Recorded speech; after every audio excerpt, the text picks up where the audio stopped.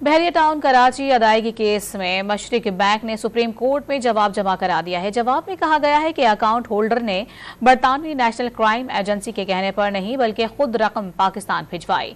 मशरिक bank ने बरतानवी national crime agency का 2019 में लिखा गया खत भी सुप्रीम कोर्ट में जमा करा दिया। खत के मुताबिक बरतानवी जज ने अकाउंट फ्रीजिंग ऑर्डर कलअदम करार दिए थे। 190 मिलियन पाउंड की रकम मलिक रियाज की फैमिली मेंबर की हिदायत पर पाकिस्तान मुंतकिल हुई थी। ये तासुर दुरुस्त नहीं कि रकम हुकूमत पाकिस्तान को भिजवाई गई थी।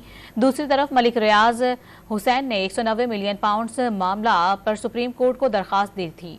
दरखास्त में कहा गया है कि नैब 190 मिलियन पाउंड का मामला की तहकीकात कर रहा है।